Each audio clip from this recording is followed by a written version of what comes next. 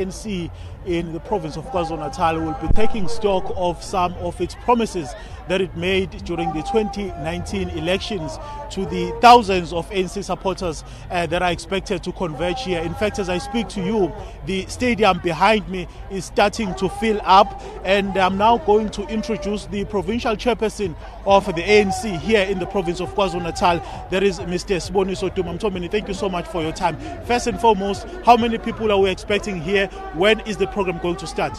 Morning to your good self and your viewers at home. It's true that we're expecting more than 20,000, but you know the reality is all the buses have been packed. All the comrades are willing to come here. I'm sure you know it's a big day. We're at the Harry Gwala Stadium. We're here to give our salutation to Comrade Harry Gwala, the Lion of Midlands, to Baba Moses Mabita. So you know it's going to be packed because a lot of things have happened in the province of KwaZulu-Natal. There are new corridors that have been built since Babu Ndebele's era. You know there were no corridors from Sunfates to Maritzburg. There was no corridor at that particular time. From Pietermaritzburg to Vryheid, there were no corridors. All those roads have been built. There are new hospitals that have been built with billions. The International Convention Center in eThekwini, the Nkosi Albert Luthuli, the Pixley Saga Sem, amongst other things, the Gateway Mall, the Pavilion Mall, all those things have been built by this government. So we're here to report that there was a commitment undertaken in 2019, but we trace it back in 1994, where we started as the ruling party to be in power. Let's look at that commitment that was made by the ANC in 2019. Would you say, as the ANC, that the lives of South Africans are better than they were 5 years ago? I'm sure you know that you go to Konopia today, there are a lot of houses that have been built. There is even a mall. You go to Blobosh, there are housings that have been built that were not there. You go to remote rural areas, and in Pangisweni, you go to Mhlabya-Lingana. The reality is that, yes, there must still be scarcity of water, but people's lives have been changed. Even Tosin Dam, there has been a license that has been issued through National Minister Senzo Mchunu. It means that we undertake the commitments that we have done, and we want to make sure that our people, the unemployment is being addressed. We want to make sure that in rural areas, in the deepest remote areas, people can trade as well. In township, there must be a township economy. Someone listening to us as we are speaking, provincial chairperson, would say, of course you would say that, but in real terms, on the ground, people are suffering. There's high inflation, high unemployment, the issue of the fuel hikes skyrocketing, and the issue of load shedding affecting thousands and thousands, if not millions of jobs. How is the ANC able to say that the lives of South Africans are better when they are living under these conditions? We agree. There was COVID-19, as you know, in 2019. There were July unrest. But on top of that, the reason why you'll have even load shedding is that during apartheid, only the haves will have electricity. We are dealing with universally. You know that in our schools, almost 87% had no schooling process facility, but today there is a lot of things. The IT have been addressed, so it's true that the unemployment is still there, but government, in terms of electricity, for instance, almost every household has electricity these days. We had to deal with the water piping almost everywhere, which is why that even the issue of dams have to be built, the reservoirs. Yes, we have done some of the things, but there are still more things to be done because the population, if you'll remember, in 94, almost we had something 37 million population. Today we're 1650 million.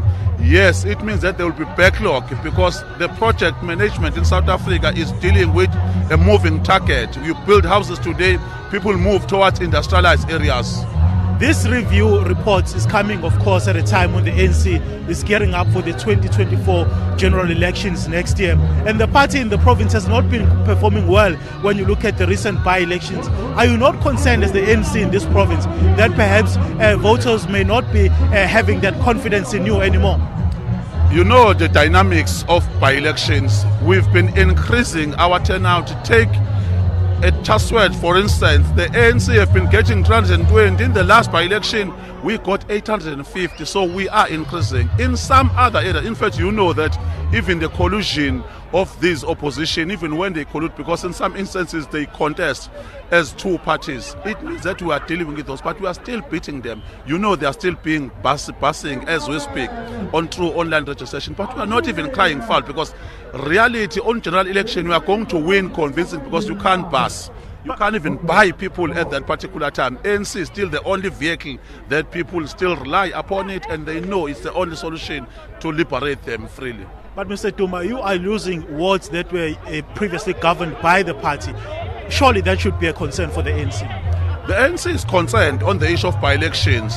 You know, the issue of voter turnout always affects the ANC. Take what, for instance, Ward 14 at Langalbalele, where we won. The IFP closed the gate for 2 hours because they thrive through violence. We are saying that we want a peaceful election, and you know that as long as we'll have a peaceful by-elections, peaceful elections, we are going to win convincingly in the province of KwaZulu-Natal. The results talks for themselves. Today, you go, Mkomazi Dam is going to be built for 25 billion. They've started the project. Kolo Kolo School is the state of the art. This government, as we are speaking, you are here. This stadium was being built for the 2010 World Cup. It's a new stadium that was built. A lot of things have been done by this government. A lot of schools, as we've already spoken, have been built. A lot of business opportunity has been created by this government. So we are hopeful that people are seeing the realities. And in township like Umlazi, for instance, Umashu, people are complaining from time to time with the issue of service delivery. We are busy sorting that, which is why Etegwini has put aquatic pipes just to increase the scope so that they don't complain about water in the near future. Thank you so much for your time, sir. Thank you so much, man. That is the chairperson of the ANC here in the province of KwaZulu-Natal, Mr. Siboniso Duma, reflecting, of course, on the achievements and some of the failures of the ANC when it comes to governing this particular province of KwaZulu-Natal. Let me step out of the shot and I'll allow my colleague Tulani Ngobo to give our viewers a sense of what is currently happening. You can see some of the ANC senior leaders. I'm talking about Begicele NEC member, Besani, Sibongile Besani is also here. Earlier on, I also saw Dr. Joe Pasha, who is the minister responsible for health here in the country. But of course, that official program, Mkolisi, is going to commence any time from now, and the keynote address will be delivered by the Secretary General of the ANC, Fikile Mbalula. It's over to you in studio, Mkolisi. Simpio Makanya out there for us. Thank you very much. We'll no doubt check in with you a bit later on in the bulletin. That now brings us to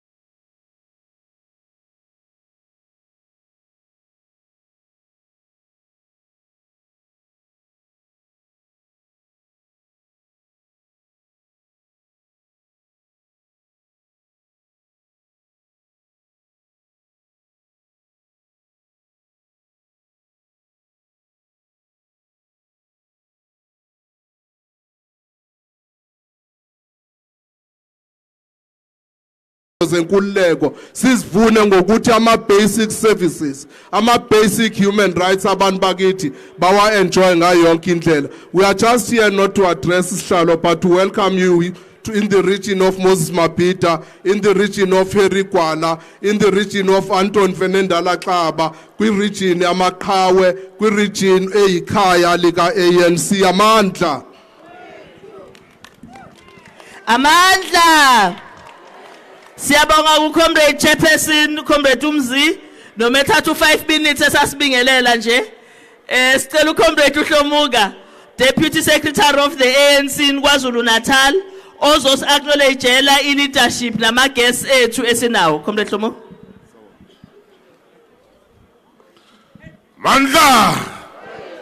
Mandla. Long live ANC, long live. Thank you very much, Deputy Chair, Chair of the Session, Fisubingelela Ubholi, ANC Bulitwa, or Secretary General, Comrade Bax, Siabingelela. Ngenxa yesikhathi ngibona newetha ngicela ngihloniphe ukuthi ngashonke ilist yami inde kakhulu. Ngizocela ukuthi ngisho ukuthi we have an NEC elidwa uSecretary General kodwa within iNEC kunama NEC deployees adeploy KwaZulu-Natal alidwa uComrade uZizi siyabonga ukuba khona wonke ama deployees NEC adeploy KwaZulu-Natal bese banama NEC ala KwaZulu-Natal efisa ukuthi swafisa ukuthi abe swa acknowledge nawo siphinde sibingelele umongameli weWomen's League neWomen's League yonke ekhona ngaphakathi iYouth League siyafisa ukuthi sibingelele nayo ama PC members wonke khona siyafisa wabingelele nema structures eYouth League naWomen's League SABC elidwa National Chair Mphethwa sifisa ukuthi sibingelele yonke iSABC KwaZulu-Natal elindwa umvelase siyafisa ukuthi sibingelele ikhosathu elidwa usihlalo ekhona ngaphakathi nonobhala siyafisa ukuthi sibabingelele isanko elidwa umfowethu usela sihlalo nonobhala ndosi siyabingelela wonke ama-YA structures akhona ngaphakathi sino ministers nama MPLs nama MPs ayiphathi yale rally namhlanje amakhosi asendlunkulu akhona ngaphakathi nenduna zamakhosi abafundisi abakhona kade belanga phambili abanye bahleli la ngaphansi siyafisa ukuthi sibabingelele nabo na wonke nje ama artists akhona nama branch nabantu abakithi ke abathanda ukhongolose ngalo malo ngiyafisa ukuthi sihlalo ngingadli isikhathi sakho mandla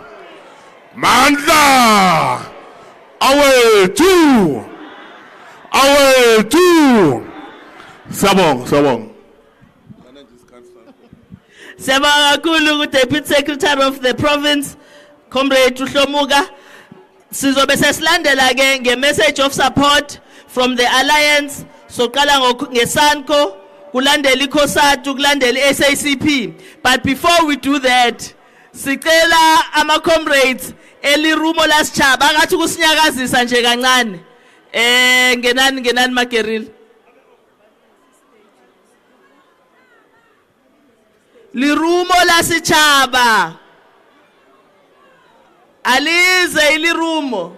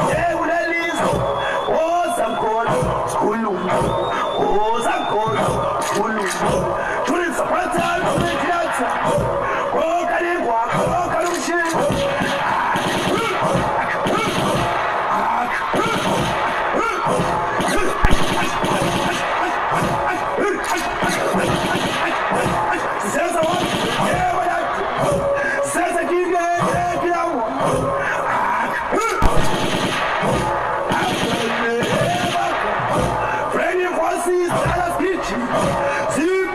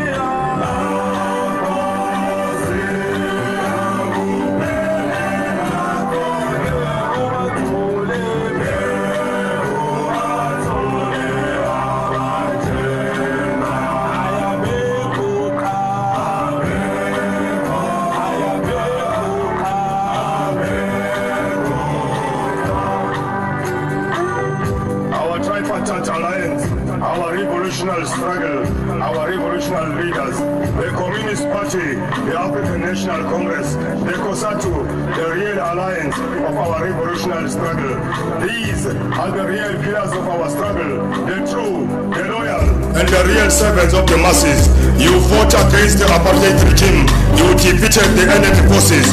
Communist Party, African National Congress, COSATU, the real tripartite alliance. What a true leader, Marx. What a true servant of the people, Lenin. What a real veteran, Engels. What a true president of all times, Tambo. A real comrade with endless fighting spirit.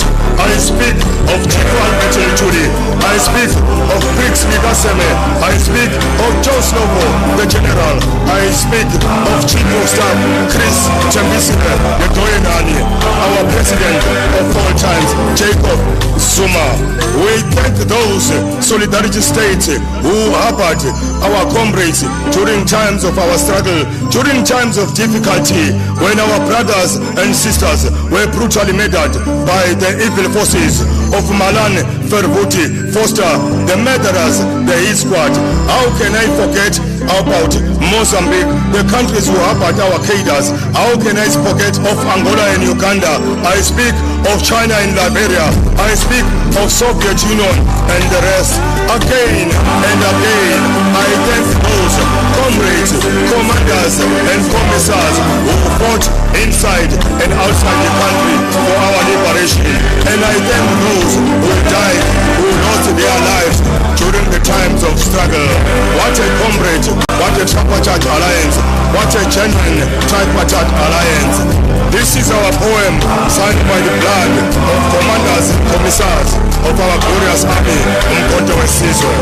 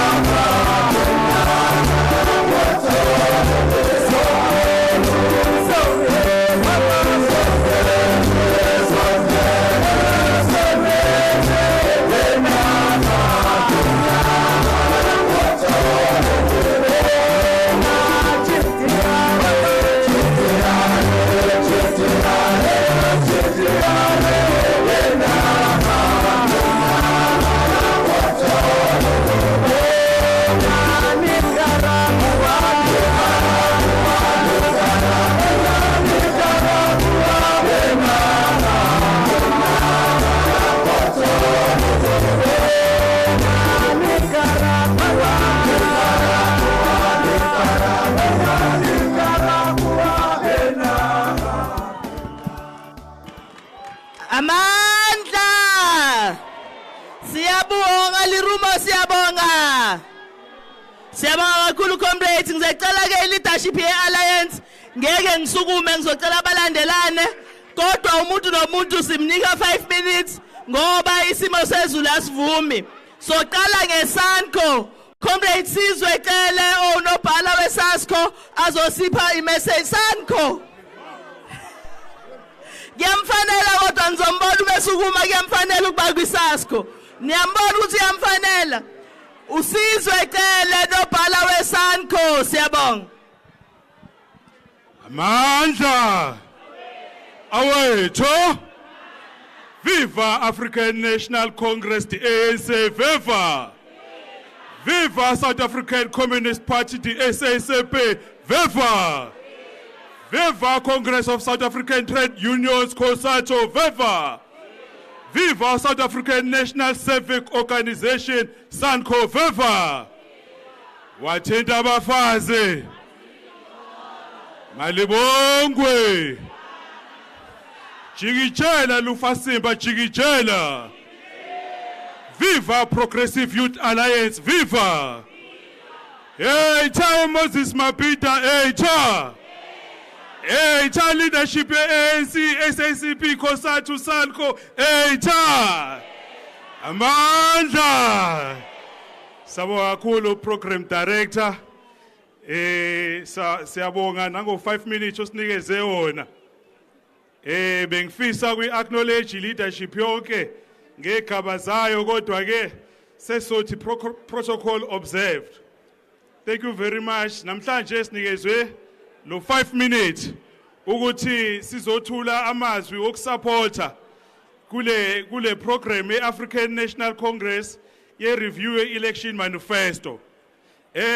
Mncane kabike u5 minutes uma uzokhuluma nje ngo-African National Congress ngezinto osuzenzile.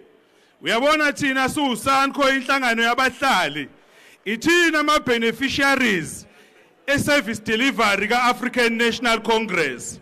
Ngakho-ke ithina futhi esine-authority egcwele okusho ukuthi u-African National Congress usebenzile or not. Thina siyiSANCO yaKwaZulu-Natal sisho ngokungahlonisi nokungasabi ukuthi u-African National Congress indeed has delivered for the people of KwaZulu-Natal. So SANCO waKwaZulu-Natal ithina sinengane ezu-2.4 million ezikoleni zaKwaZulu-Natal ezidla mahala on daily basis. As if that is not enough, uhulumeni ka-African National Congress uphinde waqhubeka wathi ingane ezincane ezikuma primary manje ngeyisadla kanye sezodla kabili sezodla ibreakfast iphinde zidle nelunch. Comrade Deputy Chair, thina siyakwazi ukubuyela emakhaya sisafunde ezikoleni sithi siyodla ilunch. Sithi siyafika ilunch ayikho ekhaya ukudla kukho emakhaya. Uthi musubuyela esikoleni ufica iclass seluhafu ngoba ezinye ingane ezilambile nazo azikutholanga ukudla emakhaya.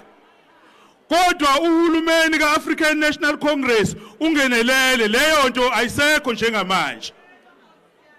Thina siyakwazi ukuthi siqede siphase umatric siphase kahle ngama results right aqualifyisa ukuthi uyongena evarsity uthola ukuthi ekhaya yikho imali yokufunda evarsity. Kodwa uhulumeni ka-African National Congress usu introduce i-free education.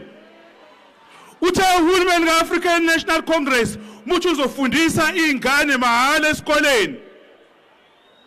ODA nonkatha balwa bathi ningi leyo mali.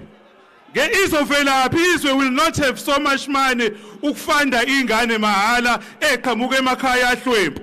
Kodwa lo hulumeni inqola emasondo sondo yaqhubeka kuyimanje ziyafunda ingane mahala esikoleni in thousands. La Deputy Chair we province siyacabanga nabantu abasha ukuthi kune miseducation eyenzekayo emavasithi. Ngoba kunengane ezifunda mahala sifundiswa uhulumeni ka-African National Congress. Kodwa mase kuyovotwa sekuvotela ama-SRC zihambe zovotela inhlangano yalo mfana oyi-political dropout ngoba mube drop out kwi-youth league ufana nokuthi uhlulekile ipolitiki, because that is a political school of the ANC. Ungayilahla kanjani inhlangano okuyiyona ekunikeza i-future through education? Thina siyakwazi u-ANC through its election manifesto uthi ingane eqhamuka emakhaya ahlwempu zizothola ama-grant, zizothola isibonelelo. INkatha is the first organization eyathi ngeke leyo program irongi ngoba isho ukuthi abantu besifazane bazobe behola nje, behola bengenze lutho ngokusebenzisa iqolo, bazobe beholela iqolo. Isho iNkatha ithuka abantu besifazane. But today lama political parties iwona esezenza ngazuthi ayazi ngama grants, iwona esezenza ngathi asayazi nge-free education. All those are services that the African National Congress has delivered. So, comrade namanje esusanko, we are here, we are out in numbers to make sure ukuthi abahlali nango 2024 will continue to vote uhulumeni ka African National Congress. Ngoba ugcini kuphela ngokukhuluma, ukhuluma uphinde wenze. But we understand ukuthi we have enemies everywhere, because abekho happy njengamanje njengoba benibona nibaningi kanje nizosupporta lo African National Congress. So comrade, before uhlalo angihlalise phansi, sabahlali saziwa ngokubamba idiscipline. Siyabonga kakhulu comrade, sithi all the best to African National Congress. Mandla! Siyabonga kakhulu Magaye ngalawo mazwi. Sicela ke ngokukhulu ukusheshsha siye kwi-speaker seKOSATU khabazela uComrade unobhala, Comrade Edwin. Amandla! Amandla! Amandla! Amandla! Amandla! Amandla! Amandla! Amandla! Amandla! Thank you. Siyabonga. Sibingelele comrades. Sibingelele u-African National Congress at a national level. Uledwa u-SG. Ucomrade Umbalula. Sibingelele comrade ama NEC members. Swabonile maningi ase acknowledgewe. Sibingelele comrades i-leadership ye province, ilidwa uComrade Umthombe no Comrade Umtolo and the rest of the collective and the program director who's the deputy chair. Sibingelele comrades, the leadership of the party, ilidwa uComrade Unzimande uBlade osika nhlangothi zombili behamba nomvelase kwi-province. Sibingelele comrades, i-leadership yeKOSATU ilidwa uComrade uDuma. Sibingelele i-leadership yeSANCO usihlalo uDeputy Chair nobhala. Sibingelela wonke ama-leagues, sibingelela MKVA, sibingelela nina ama-volunteer of the Mass Democratic Movement, umbutho wethu omkhulu, i-ANC and the Alliance comrades. Comrades, first and foremost, Chair, because siyashesha, sibingelela kakhulu kunina nonke. Siyafisa ke comrade ukuqala ngokongratulate i-African National Congress ne-Alliance with this very successful rally esinayo la eMoses Mabhida today. Ngale rally comrades ye province namarali esaswabonile kwamanye ama provinces sithi sesigcwalise ama FNB are more than 5 comrades.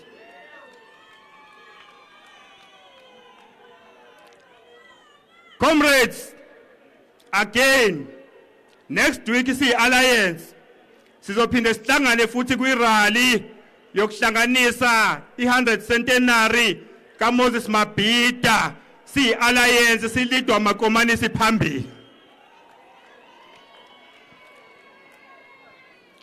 Siyajabulela ke comrade le manifesto review because SG and chair, this manifesto review is the opportunity to come back to our people, to come back to the grassroots, to come back to the masses and account. The 7 priorities, the 7 priorities of the manifesto: transform the economy to serve the people, advance social transformation, build safer communities, fight corruption and promote integrity, strengthen governance and public institutions, building national unity and embrace our diversity, South Africa and the world, comrades. So we are saying, this manifesto review, comrades, for it, ukuze ikwazi to achieve the light of the day, is very important. Ukuthi, first and foremost, we want to say South Africa needs back its economy, its politics, its culture, its language, as once said by Ngugi. For South Africa, comrades, ukuze ikwazi uku-achieve zonke lezi zinto, kufanele kube khona lento ekuthiwa ukukhuliswa komnotho, economic growth, but ukukhuliswa komnotho kumele kubhalanswe nalento ekuthiwa i-economic distribution. Fanele sisho comrade ukuthi kubalulekile ukuthi njenge South Africa asikwazi ukuthi sibone ukuthi i-capacity yethu ikuphi. Ama-countries amancane abafana no Taiwan and other countries, comrades, in Africa bakwazile uku-identify their capacity ukuze bakwazi ukuthi bakhulise imnotho yabo. Nathi as a South Africa, we are able ukuthi we can do that. Comrades, sithi kudingeka lento ekuthiwa economic reform globally. Kubalulekile comrade ukuthi sibheke ukuthi uma sibuka globally akukwazi ukuthi i-global currency ayibenefite ama-developing countries, it-develope ikwazi ukubenefita even the countries in the periphery. Comrades, in our government and ANC, we want to say, if the Reserve Bank is not prepared to transform our economy, not develop abantu base South Africa to get jobs, we need to find another bank esizokwazi ukufaka comrade economy, esikwazi uku-investa ukuze abantu bakithi abakwi-grassroots ba-benefit comrade. Comrade, sithi i-resources, ama-resources amaningi, the big chunk of our resources are in the private sector. For this manifesto to see the light of the day, kubalulekile ukuthi akube ne-accountability kuma-companies akhona la South Africa ukuthi enzani ukukhetha imisebenzi ukuze abantu bakithi South Africa bakwazi ukuthi basebenze. Comrades, we are saying as COSATU putting trust in the ANC, but we are saying those officials that are presiding over privatization of our state officials, we don't want them back so that comrade, the ANC can continue to deliver. Comrade, we are saying that all major companies in the stock exchange must be held accountable. Actually, benzani transform my economy and build jobs, comrades. Comrade, we are saying kumele kunikezwe a greater attention on the issues of cost of living. The cost of living has increased, comrades, and therefore we need to address that. As I'm sitting down, Comrade Chair, we are saying, ukuthi COSATU, after doing all the analysis, we have said as COSATU, there is no other organization that can deliver to the poor people of South Africa. All these challenges must be addressed and no one else can address them except the ANC. We are saying, Comrades Kosatu, after doing the analysis and the assessment, abasebenzi siyabacela bangalaleli enye into, comrades. Ama challenges esibhekene nawo azo addresswa yi-ANC. Sifuna ukuthi ngo 2024, comrades, we put our trust and our confidence and we rally our members to the African National Congress to come back in power in order to address all these challenges that you have highlighted, comrades. For this to be achieved,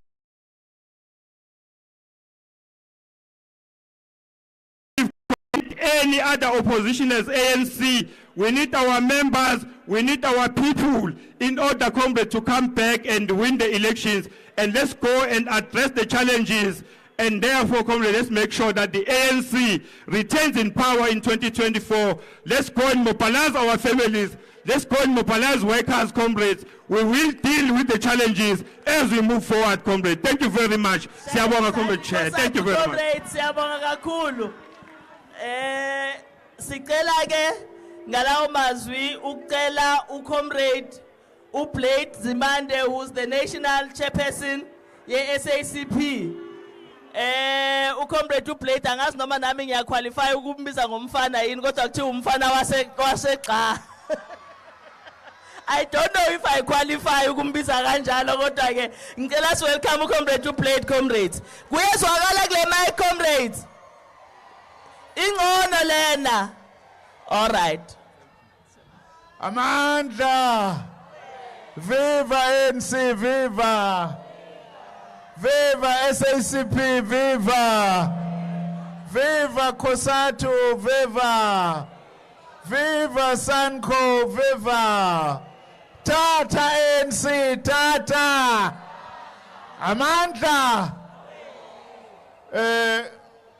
Ngicela ukuqala ngokubingelela Comrade Umbalula, Comrade Bucks, unobhala we-ANC kuzwelonke.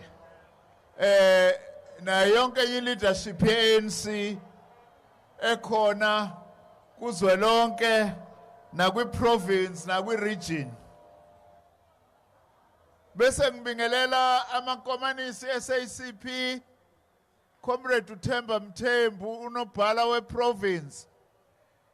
Na yonke leadership yeparty ekhona. Ngibingelela uComrade uDuma noComrade uEdwin, leadership yeKosatu. Ngibingelela leadership yeSanco. Ngiyajabula sihlalo ungintroduce kahle ngoba bengithi ngizoyalela bonke abantu abangazi ukuthi balapha umabela ukuthi njengoba sonke sila siumakhelwane noDambuza naseGxa. Yona ndlela yokuniyalela leyo ukuthi silaphi la. Comrades, into yokuqala nje ebalekile samagomanisi esifisa ukuyisho. Siyabonga kakhulu ukuthi ANC ithathele isinyathelo sokuthi buyele kubantu iyothi nake sasivumelene ngako senzeni yini esingakwazanga ukuyenza. Into leyo eyinkomba ukuthi lo mbutho wethu umbutho ofuna ukusebenza nabantu usebenzele nabantu. Siyakubonga lokho kakhulu. Esifuna ukukujobelela ukuthi ke ekwenzeni kanjalo sicela ukuthi simbutho la kube khona inkinga sivume singayinyatheli phansi konyawo. Nala sibe nama weaknesses khona siwasho bese sithi ke sizokwenza kanjani ukuyilungisa leyo nto ngoba uANC kuphela ongakwazi ukuthi alungise wona lamaphutha. So we must be honest and be frank with our people. Siyayithanda kakhulu lendlela uANC enza ngayo izinto njengamakomanisi sibambisene kulomsebenzi. Sicela ke futhi ukuthi indlela lomsebenzi esiwenza ngayo sihlanganisa umfela ndawonye wethu lo ialliance ukuthi usebenze ndawonye nayo yonke imkhakha lesithi imass democratic movement. Going forward, Maqabane, we are going to need more not less of the alliance. It's very important to bear that in mind. Sikule province. Le province inomlando.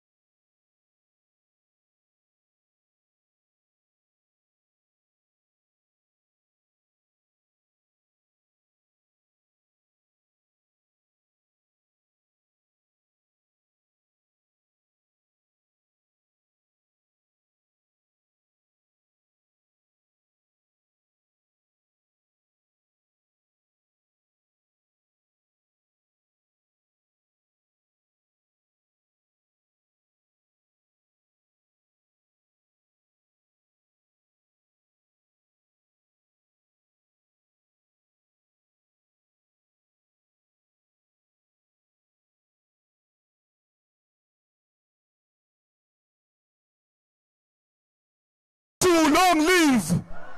Long live SABC, long live. Long live Sanko, long live. Atita bafazi. Raw Young Lions, raw. Umaphithi utha ihlome. Umaphithi utha ihlome ihlasele. Awusiyaya wo. Wesizwe lusaka. Harry Gwala utha ihlome. Harry Gwala utha ihlome ihlasele. Awusiyaya wo. Wesizwe lusaka. Nomsholozi utha ihlome. Nomsholozi utha ihlome ihlasele. Awusiyaya wo. Wesizwe lusaka. Nomsholozi utha ihlome. Nomsholozi utha ihlome ihlasele. Awusiyaya wo. Wesizwe lusaka. Ramaphosa utha ihlome. Matambela utha ihlome ihlasele. Awusiyaya wo. Wesizwe lusaka. Nombalulu utha ihlome. Nombalulu utha ihlome ihlasele. Awusiyaya wo. Wesizwe lusaka. Abasazi basizwa ngendaba. Ensikele bayifunde ephepheni. Awuyelele yelele mama. Amandla ayihlale phansi ibambe umthetho. Asibonge Comrade Chairperson, Comrade Magutshwa ngokusibambela uhlelo. Sekushiwo ngaphakathi kwethu sifisa ukuthi sibingelele uSecretary General Comrade Fikile Vutha Fiye no Fokoli Mbalula our SG. Siyabingelela Comrade SG nobuholi bonke beNEC ohamba nabo.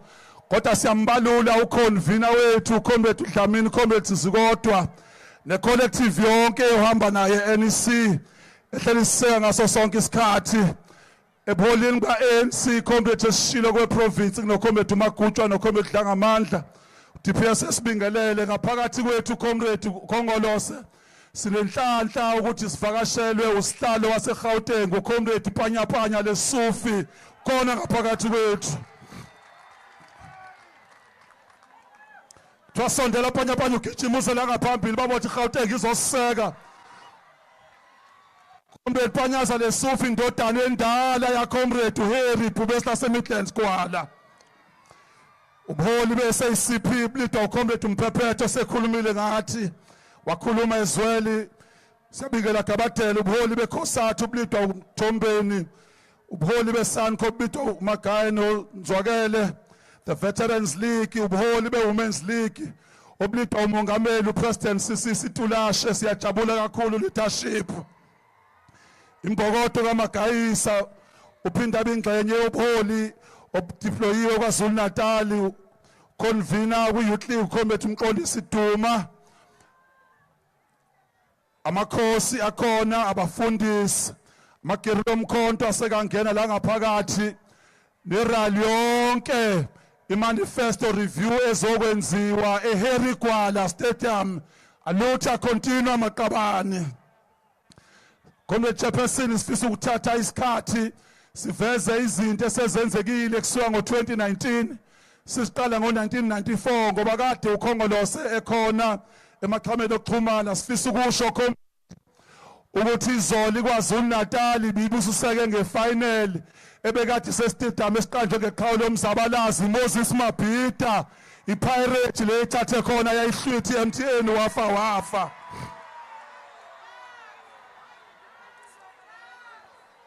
Siyawabongela amabhakabhaka bopha ndoda emnyama. Sikubalula lokhu comrade ngoba bekuyingxenye yokuletha umnotho esifundazweni saKwaZulu-Natal.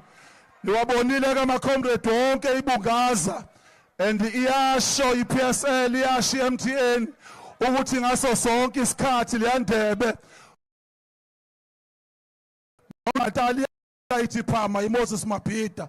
Sihlaka ispirit sikababa Moses Mabhida. Omunye wamadodana ase-South Africa, omunye wamadodana KwaZulu-Natal Comrade Secretary General, the son of Maphumulo Black Coffee, performed live at Madison Square for the first time. Umuntu oqhamuke South Africa perform at Madison Square. Sibonga uhulumeni kaKhongolose comrade ngokwenza show ukuthi amathuba anjalo ayaba khona. Lenkundla sihlangene kuyona ke comrade yakhiwe yaqedwa u-2009 yakhiwa uhulumeni kaKhongolose obesehlonipha iphubesi laseMidlands wathi igama lawo lifanele wona lo hulumeni owenze lenkundla bekhona namhlanje sihlangane ngaphakathi kwayo. Ziningi ke comrade into ezakhiwe uma ungabala ngo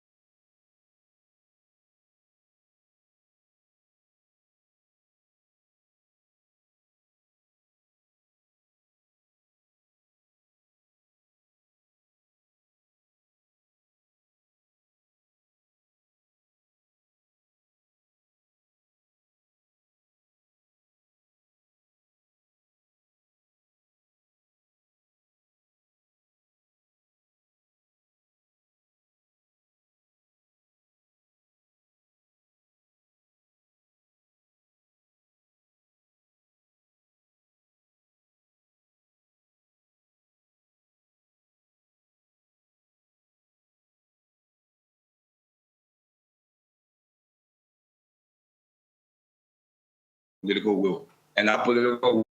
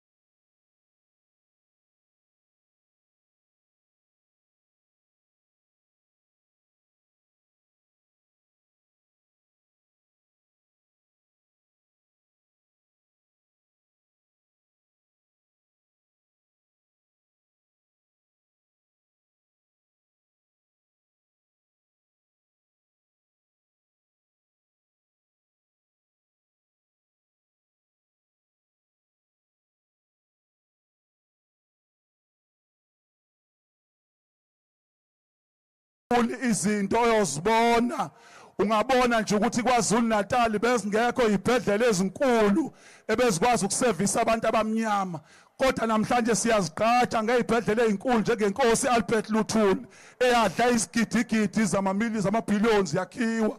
Singabala isibhedlela esisha esovula uPresident uMatamela kuwo lo nyaka iPixley Saka Seme eyakhiwa.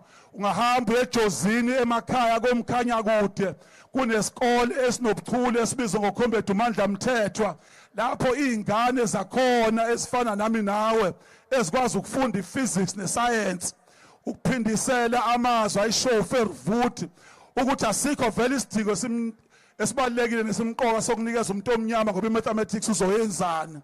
Siyafisa ke Comrade Chairperson ukubala amastalward asebekhona ukuthi ngesikhathi sidlule asiqeda iminyaka e100 years iflag lethu lahamba Comrade Jola lafika emzini kaDube lafika emzini kaMongameli uGumede lafika emzini kaPhixika kaSeme lafika emzini kaLithuli lafika emzini kaNcamalala lafika emzini kaMoses Mabhida lafika emzini kaBabuheli nabogwala bonke zonke lezi zinto Comrade amastalward abekhona siyawahlonipha ke namhlanje siukhongolose.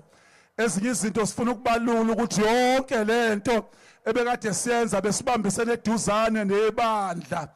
Ibandla liyaziwa ke Comrade nabo baba uDr Mgojo le ndaweni yaseMabhida ababenziwa bama comrade akade khuluma ngabo uComrade Mphephetwa ukuthi babethi beseweseli angena amaqabane akhusele kuona nabo Comrade uNgidi waseHammersdale bonke babenza umsebenzi ukuthi ube lula. Singabalula Comrade kafishane nje ukuthi izikole la KwaZulu-Natal 56% wazo bekade ezine gravel sayilungisiwe yonke lonto. 69% weyikole bezingenayo ipower supply namhlanje silungisiwe lonto. 77% weyikole bezinakena ama library namhlanje SG siyaziqhatsha ukuthi noma ungafika emadakeni kwanobantu konongoma noma ungafika koMnambithi noma ungafika eNewcastle koPlobosh ama library afakiwe iIT kuyaspecializwa siyakwazi ukufunda ngobuxhakaxhaka.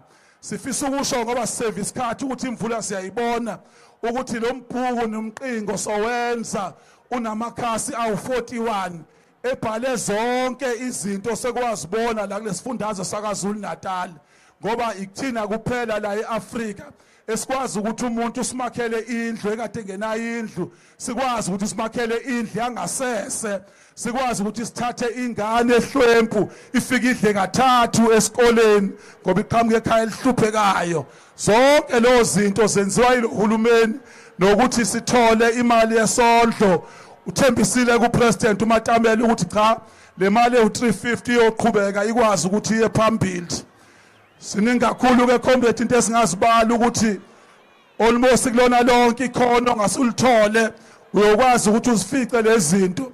Uyothi mosofika phakathi kulomqingo uyasho ukuthi silwisana kanjani nobupha.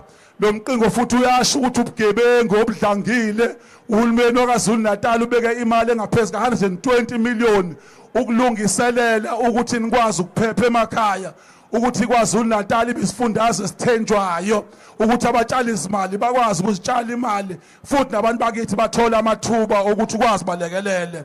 Ngiyofisa ke kuleli thuba Comrade Chairperson ngikwazi ukuthi ngithule uSecretary General the son of the soul uComrade ufikile eMbalula ukhulule endaweni yaseBloemfontein ekuthiwa iBuchabelo wakhula wabomzabalazi uzalwe ngoApril nje beApril eligama lakhe nje Comrade wajoyina iBuchabelo Congress ngaleso sikhathi ukwaba yiactivist yeUDF in that province wahamba ke wayilid ANC Youth League esifundazweni wayilid ANC Youth League waba uSecretary General wayilid ANC waba upresident wayo kusuka ngo2008 kuya ku2010 okusuka kuyoshawa u2008 kusuka u2004 uthemva kwalowo Comrade Khongolose wamkhetha wangena kuNEC ungenile ke shamthetho eParliament elikhulu waba yimember ngo2010 wangena abo deputy minister maphoyisa ubekade uminister waka Department of Transport. Inkonfa ya December yathi usevuthwe ngokwanele usengaba uSecretary General unobhala jikelele asiphakamiseni unobhala jikelele uComrade fikile Pietermaritzburg. Kilame Solomon Mahlangu Nyamaza Tumela Masosh Wekriza Siba Jelile Kade Siba Jelile Nodeke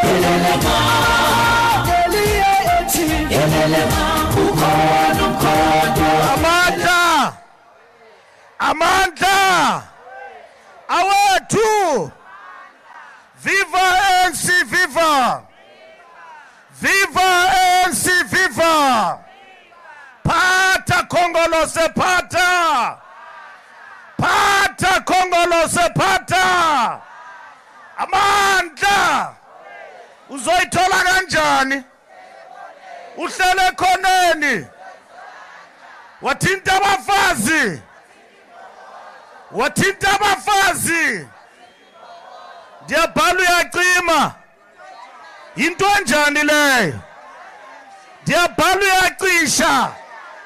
Into enjani leyo? Ke. Molweni maqabane. Molweni maqabane. Ndibingelela zonke inkokheli ezilapha ukuya ngezihlalo ezihlukahlukene nombimbi leKOSATU neCommunist Party neSANCO. Ndiyanibulisa maqabani nolutsha likaKhongolose nomama bethu.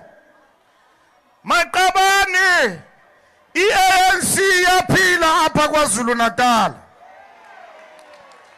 iANC nesikhokhelo apha KwaZulu-Natal. Apha KwaZulu-Natal kwi-National Executive Committee sinamalungu amaningi nje. Sinamalungu nakwi-cabinet kaMatamela aphuma apha KwaZulu-Natal. Namhlanje endibabonileyo apha ndibone uSenzo Mchunu uMacingwana ukhona apha naye. Phakama Macingwana. Abantu bathi bafuna amanzi mhlekazi. Ukhona apha uMacingwana, uminister wethu uphuma apha KwaZulu-Natal eNorth. Kukhona apha uZweli Mkhize ukhabazela. Ewe udokotela ugqirha hayi imbomba ugqirha wokonyani. Ukhona apha ukhabazela. Ndiyamthanda ukhabazela ngoba ubefuna uba ngupresident namphakamisa. Woyisakala kangabaleke uselapha namhlanje. Lilungo elipheleleyo lombutho wethu leANC. Apha kwaANC comrade thina sinangxaki nomsholozi uNcamalala sinayo tu. Asilwanga noJZ thina. Asilwanga niyandiva. Nombeki naye asilwanga naye.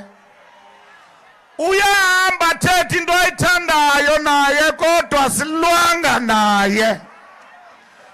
Uyabona umuntu xa seke mdala ubuyela ebuntwaneni uthetha into ayithandayo.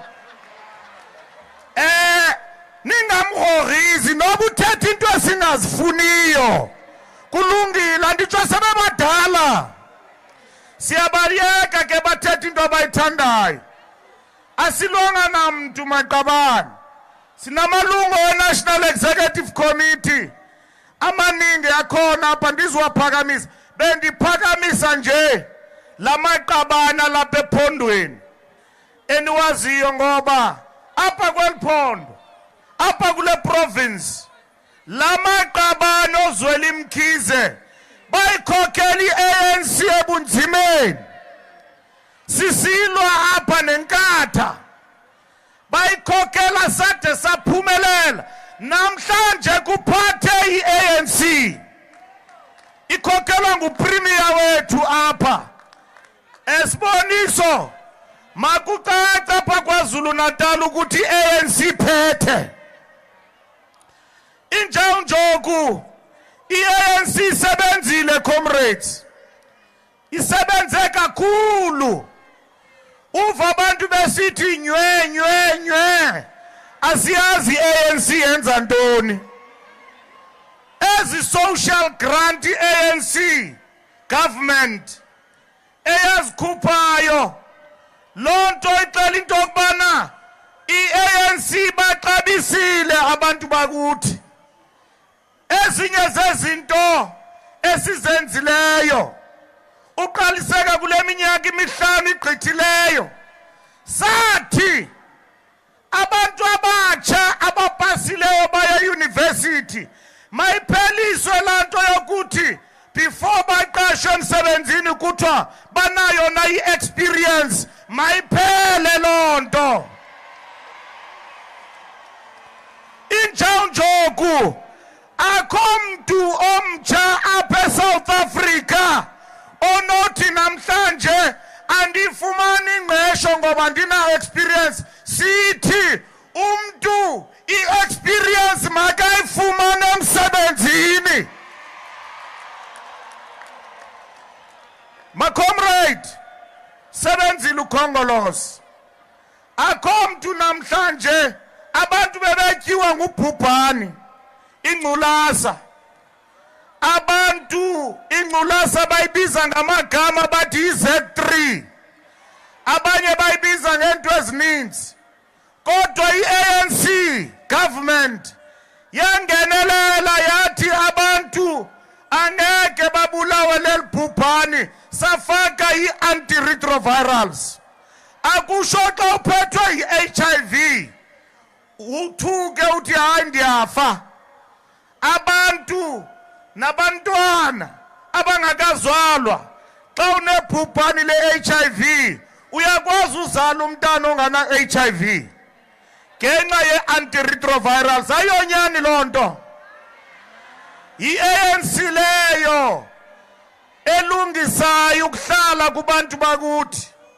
Ezinye ze-grant esizikhuphayo i-old age grant. Nalento ikhoyo apha kuthiwa kukho ingxaki yokuthi abantu abafumana izigrant ngenxa ye-post office mayilungiswe loo nto. Uba ayilungiswa kuzawulungiswa umntu. Uminister mabayilungise into ye-grant. Abantu abadala mabayifumane impension yabo.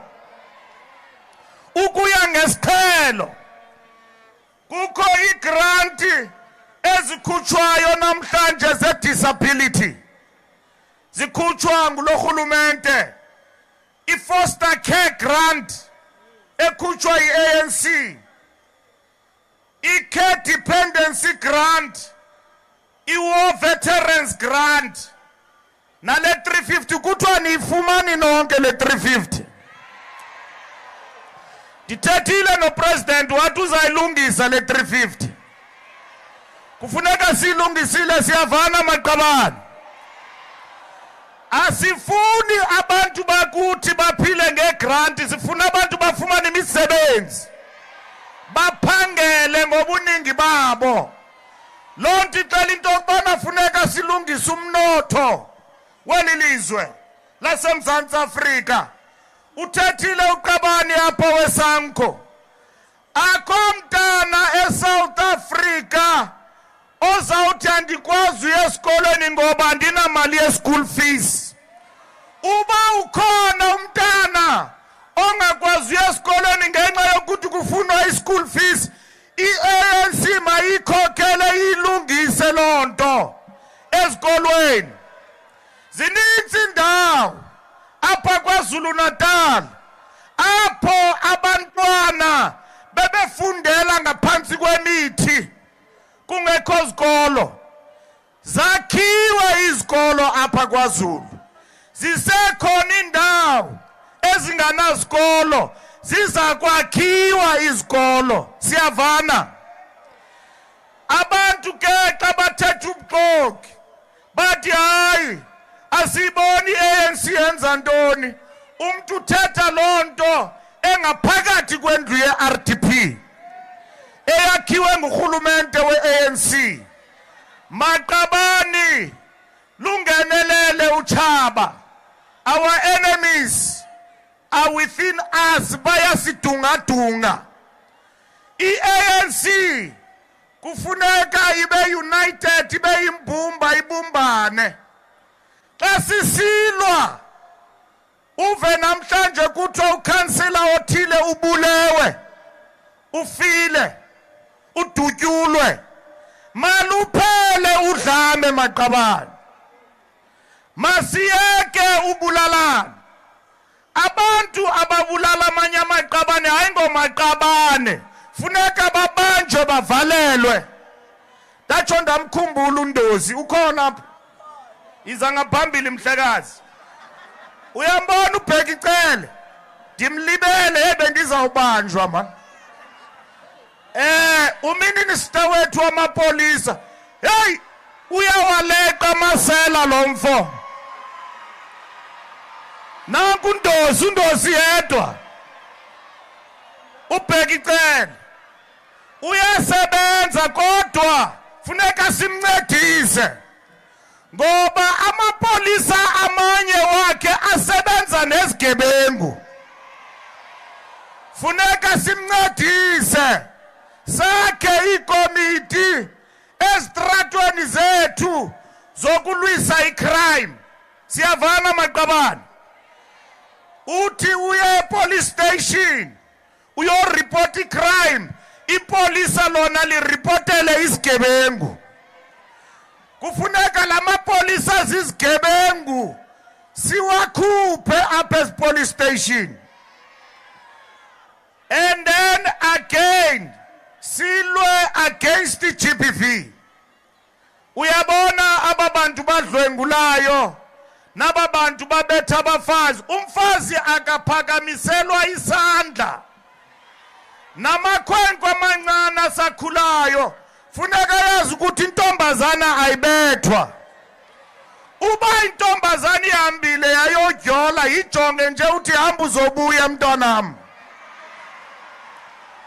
Zizishumani zodwa ezibetha abafazi, amadoda aqotho afana nam akambetha umfazi. Niyandibona nani mos ndilibhontsonzo.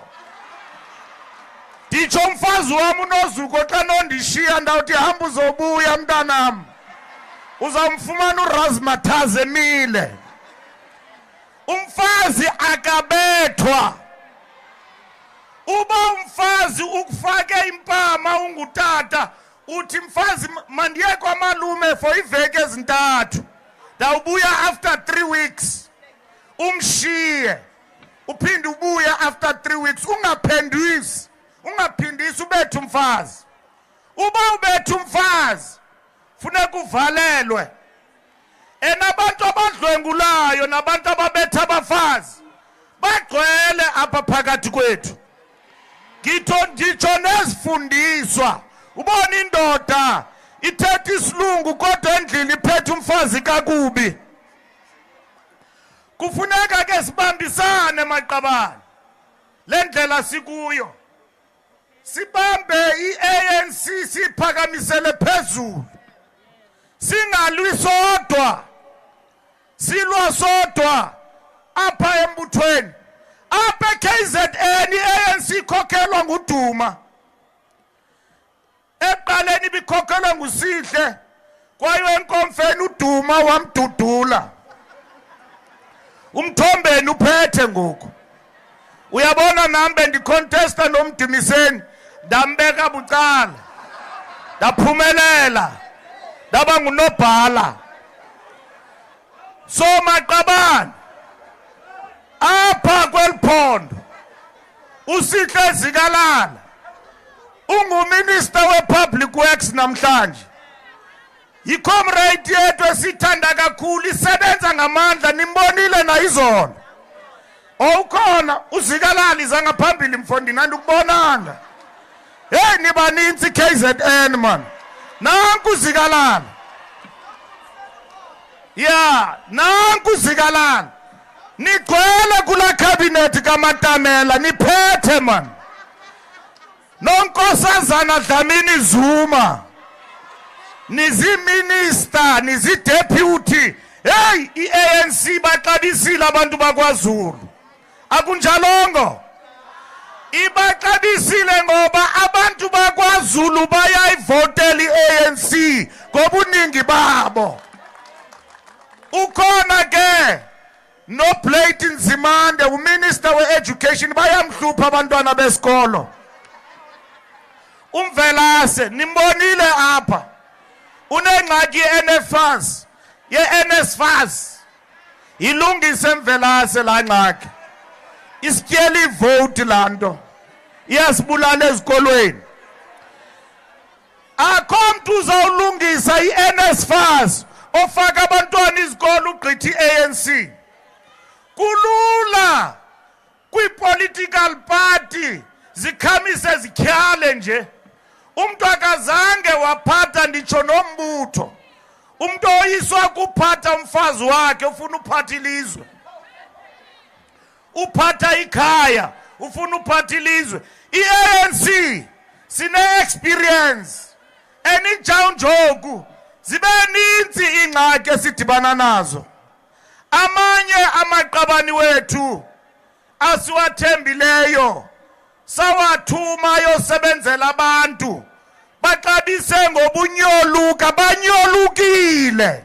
ngamasela bafaka izandla etilini ziphelele umntu ke olinyoluka wabanjwa simbetha nge-step aside esi step aside sitya nomntu omthandayo neqabani lakho lixabisileyo ngoba maqabani urhwaphilizo litya entuthukweni yesizwe sakuthi uyabona i-ANC yenza into ezinhle ifaka i-feeding scheme yondla abantwana ezikolweni akho mntana onothi andikwazi uya esikolweni ngoba andityanga bayatya abantwana ezikolweni yi-African National Congress so asinawuvuma la mali karhulumente ifakwe pha ityalwe pha ukuthi yokondla abantwana iphelele ezipokothweni zabantu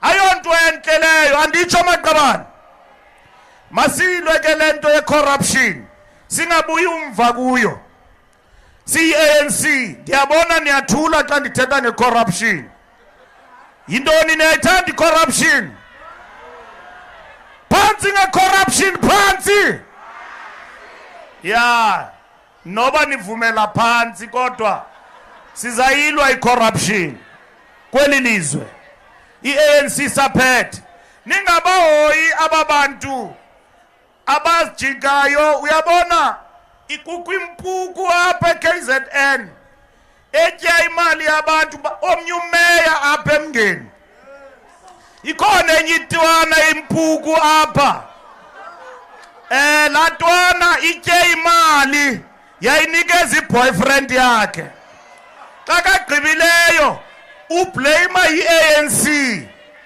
yena uthatha imali karhulumente wayinika i-boyfriend yakhe bayitya basulele entloko ngalaa mali ka-expozwanga yi-ANC uexpozwe lelinye igqwirha lapha kwa-DA abaligxothileyo lam expose anditsho bayazana la masele e-DA ayazana lam expose xa bagqibileyo bathi hayi hey i-ANC asinaproblem yala mpuku thina into ebalulekileyo kukuthi sithathe inkonzo sizise ebantwini luhlazo ukuthi i-ANC ingaze ibe sengxakini ngenxa yempuku i-ANC asinamsebenzi naloo nto sisebenzela abantu uqala eThekwini uzogqitha eMsunduzi nakwezinye indawo iinkonzo maziye ebantwini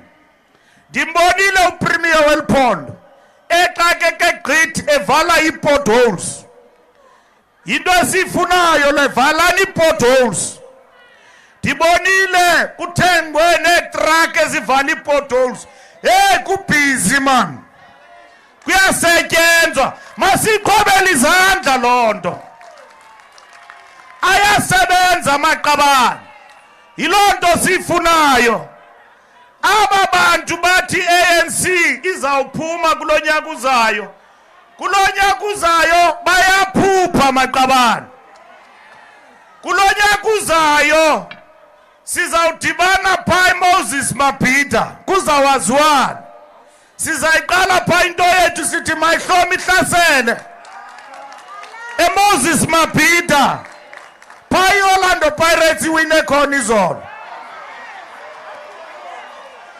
Andifuna unidivide abantu be-ANC. Ngoba iPirates iwinile ndiyayazi kubhlungu kubantu be-Kaizer Chiefs. Lungisani ingxaki zenu. Sisaqhuba thina kwangoku. Sisi-champ of champions. Orlando Pirates leyo apha ihambe khona kumilinga. I-Sundowns ibisehambela phezulu nomtsipe. Echincha isutu black, yellow, umtsipe everywhere. Samkhalimela. Sambuyisa kule ndawo ahamba kuyo. Sathi ngawuze ebantwini mutsipe. Besimphula nje ingqosho izolo. Asilwanga ne-Sundowns. I-Kaizer Chiefs sizawudibana nayo kwezi ntsukwana zizayo. Singabanika bawine shame kunzima. Ubobby Mtaung ichomi yama akasakwazi nophakamisa ifone.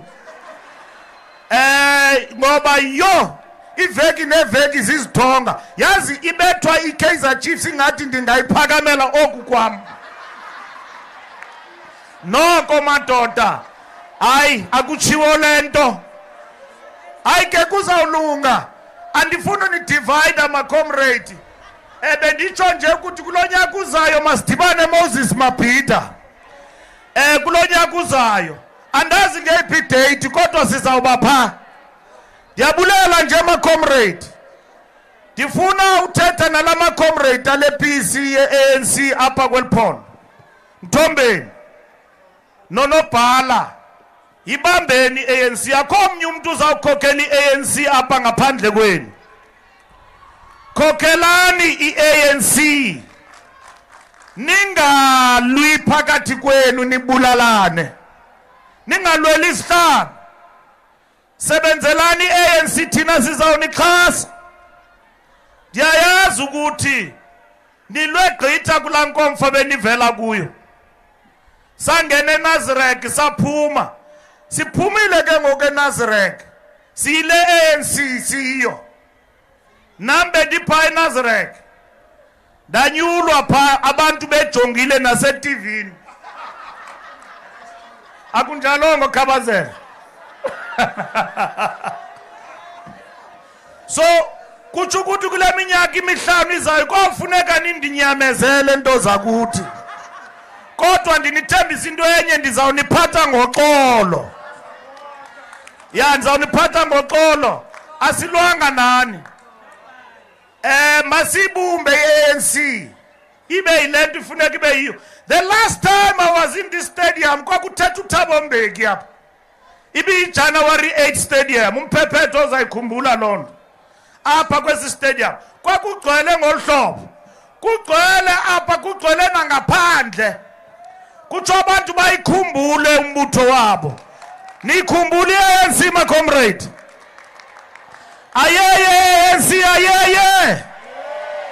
Phatha matamela phatha. Phatha ANC phatha. Comrades, xa nigqibelisa isebenzile i-ANC. Isaqhubeka usebenza. Yondla abantwana. Ifaka abantwana ezikolweni. Yakha izindlu. Isaqhubeka ukwenza lonto namhlanje. Yenza ukuthuthukisa impilo zabantu nge-National Health Insurance. Ukwazi impilo zabantu ziphucuke silingane singabantu ezibhedlele. Ucomrade uJoe uminister wethu wehealth ukhona apha namhlanje. Uqhuba le program ye-National Health Insurance. I-ANC sebenze ngamandla kweliphondo ukuthuthukisa impilo zabantu bakuthi. Akekho ke omnye umuntu owenze lonto ugqitha i-African National Congress. So ndithi xa ndigqibelisa ke maqabane sithi thina sisebenzile kodwa asikakagqibi. Usamninzi umsebenzi efuneka siwenzile kweli lizwe eMzantsi Afrika. Masiqhubeke ngokuthuthukisa impilo zabantu bakuthi.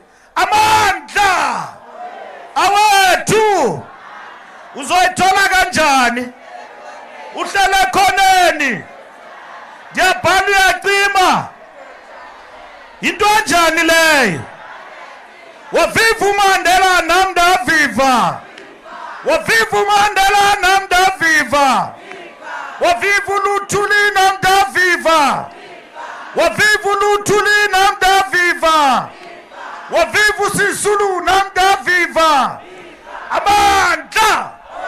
Thank you very much. Diabulela. Siyabonga.